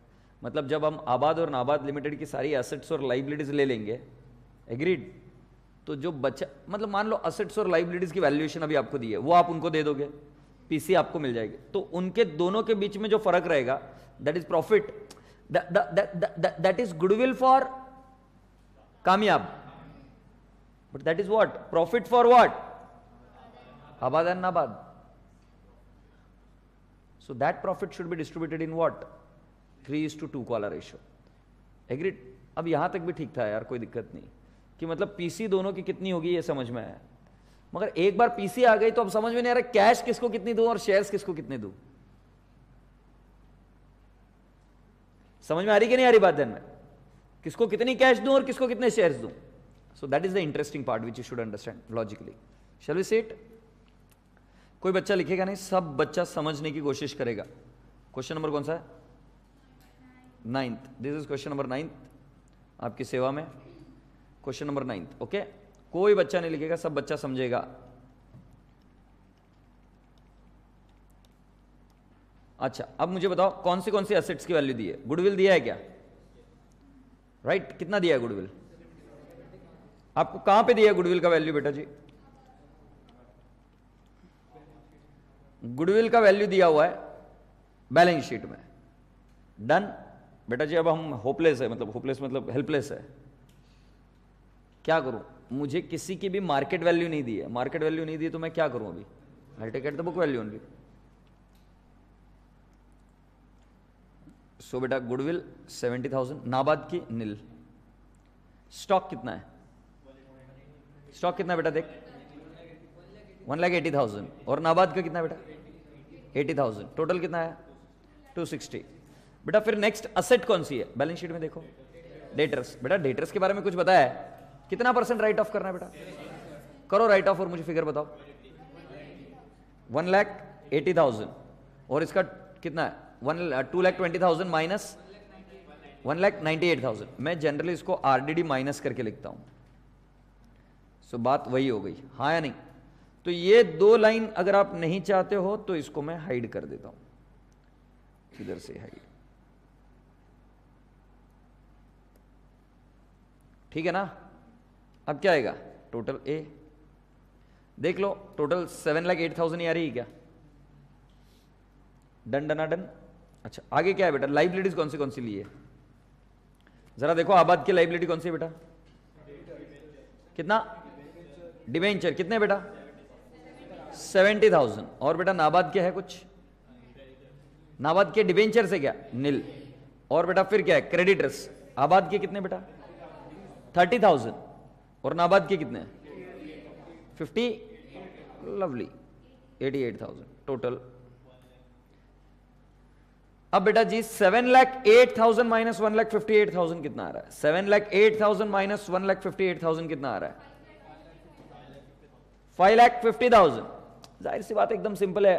Net asset जो कामयाब को मिल रही है वो कितनी मिल रही है? 5,50,000. मगर वो कितना दे रहा है PC? 6 lakh. So what is the profit on conversion to आबाद एंड नाबाद? 50,000. We need to now compare the total. Yes और no? I repeat, you need to now compare this total. बेटा टोटल में देखो खुद ही. आबाद और नाबाद दोनों का मिलाकर नेट पीसी आएगा 5,50,000. यस और नो? पीसी कितना दे रहे हैं आप? 6 लाख. सो 6 लाख का प्रॉफिट कितना हुआ बेटा? 6 lakh minus 550, the profit is 50,000. It would be distributed between आबाद एंड नाबाद इन द रेशियो ऑफ 3:2. सो आबाद को कितना मिलेगा? 30,000 और नाबाद को कितना मिलेगा?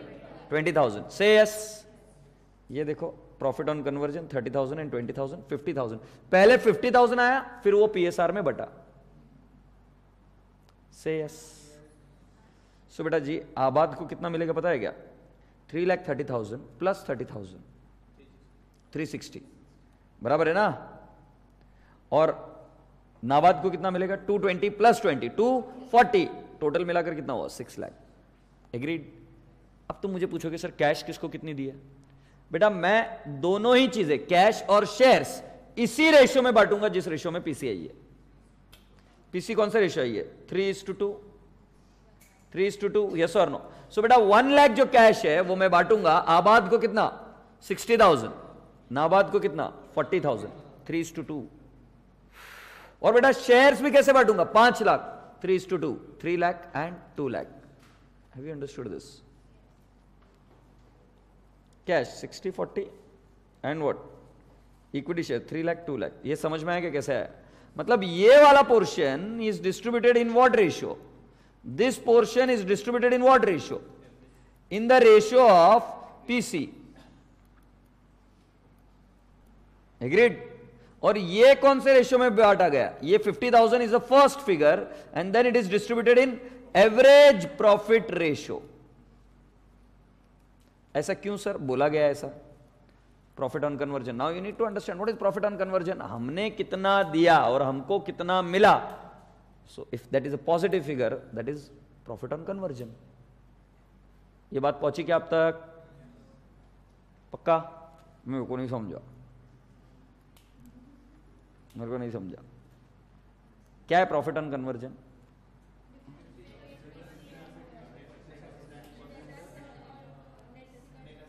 What as a transferor company we gave both together?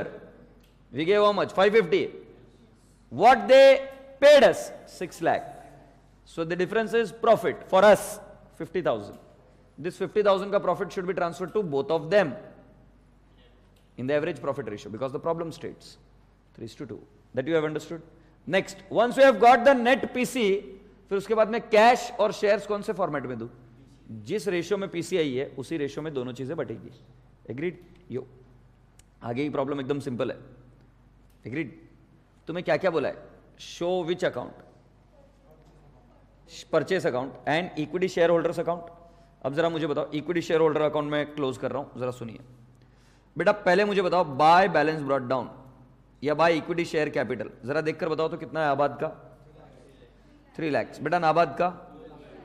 2 lakh. Do you all agree? बेटा मुझे बताओ नेक्स्ट, बाय रिजर्व है क्या कुछ? By P and L account कितना है बेटा आबाद का? 50,000. और नाबाद का? हाँ जी 42,000. Do you all agree? Yes, say yes. और क्या है बेटा? और कोई है क्या रिजर्व एंड सरप्लस जैसी चीज? कोई फिक्टिशियस असेट? नहीं. पी एंड एल अकाउंट तो ट्रांसफर कर दिया. अब जरा क्वेश्चन में देखो, इस आदमी के पास 4.5 लाख की एसेट है, हाँ या नहीं? कहां गया? इस आदमी के पास 4.5 लाख की एसेट है. 4.5 लाख में एसेट गई और ये लाइबिलिटी भी वो ले गए. एग्रीड? तो बेटा 4.5 लाख माइनस 70 माइनस 30 कितना आ रहा है? 350. हाँ या नहीं? ये देखो 4,50,000. अरे डेटर्स का फिगर, यस 450 माइनस कितना? 1 लाख. कितना फिगर आ रहा है बेटा जी? 3 लाख. मतलब उनकी जो बुक वैल्यू पर नेट एसेट गई वो कितने में गई? 3,50,000. मगर मिला कितना इसको? 3,60,000. प्रॉफिट ऑन रियलाइजेशन कितना है? 10,000. प्रॉफिट ऑन रियलाइजेशन अलग, प्रॉफिट ऑन कन्वर्जन अलग. है नहीं? तुम देख लो बुक वैल्यू 450 है, माइनस लाइबिलिटीज गई कितने की? बुक वैल्यू पर ही 1 लाख. सर फिर उधर ज्यादा क्यों आ रहा था प्रॉफिट? क्योंकि बेटा उधर डेटर्स का फिगर हमने अलग लिया था. इधर कितना आ रहा है? हमने 35,000 ही है ना, सॉरी 3,50,000 ही आ रही ना हमारी बुक वैल्यूज. अच्छा मुझे बताओ फिर अभी कितना मिल रहा है उसको? 3,60,000. What is the profit? 10,000. Similarly इसका बताओ कितना आ रहा है? 3 लाख माइनस 58,000.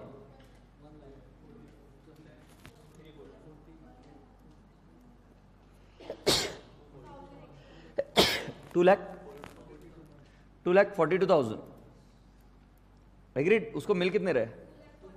2,40,000. प्रॉफिट है कि लॉस है? Loss. Loss is how much? 2,000. बताऊं अभी आपको? तो ये देखो इधर आएगा अपना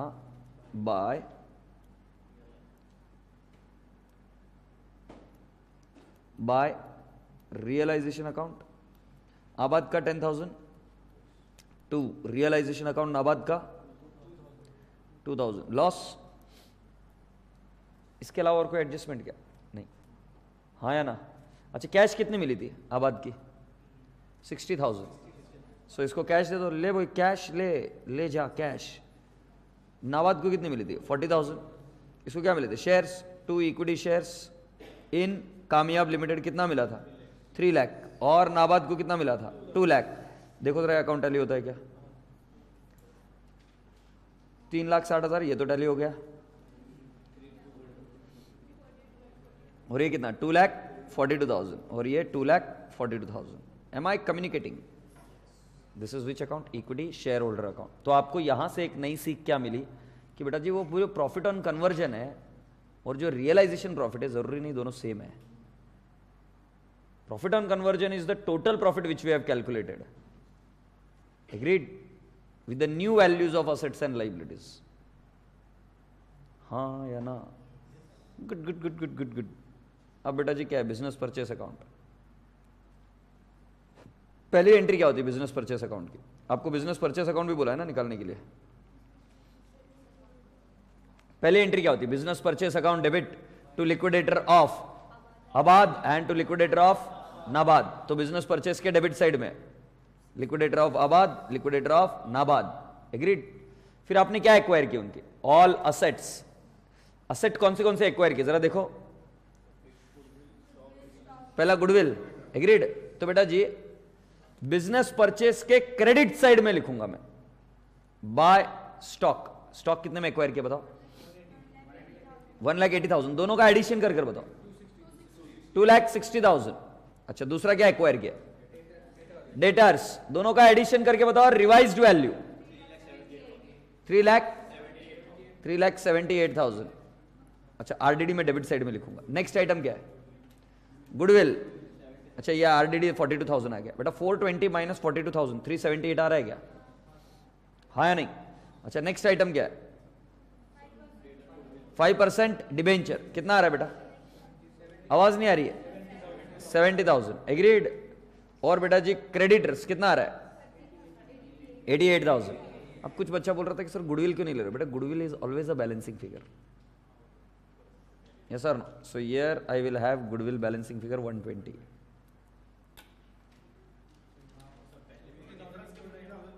हाँ जो गुडविल है और प्लस अभी बैलेंसिंग फिगर ये आ गया. तुम एंट्री देखो ना इधर. अगर मैं एंट्री कर रहा हूं बिजनेस परचेस की तो हमारी एंट्री क्या आएगी? Stock account debit 260, debtors account 420 to ये डेटर्स 3,78,000 कर देता हूं. नेट फिगर है ना. 5% डिबेंचर्स कितना बेटा? 70,000. टू क्रेडिटर्स कितना? 88,000. To business purchase 6 lakh. बेटा अभी बैलेंसिंग फिगर कितना आ रहा है? हम ऐसे ही तो करते हैं ना. कितना आ रहा है?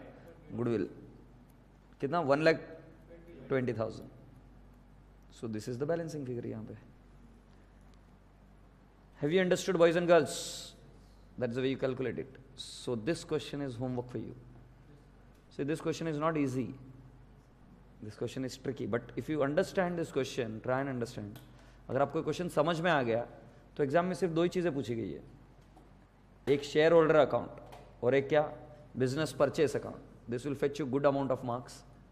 So question is to solve is very simple and very less time consuming. But to understand the question, it will take time. And that's what you should focus on. Okay? I'll give you one similar question as well.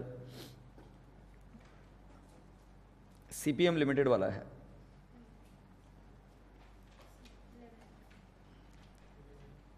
This question I give you as an homework.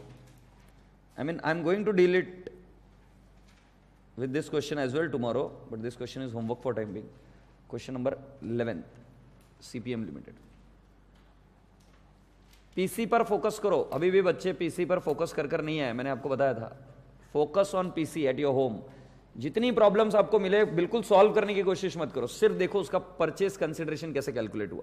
Do it on your own and if you are able to calculate PC then that is more than easy for you to move ahead. Is that okay? Yes. Any other issue? So question number 11 is homework. Thank you.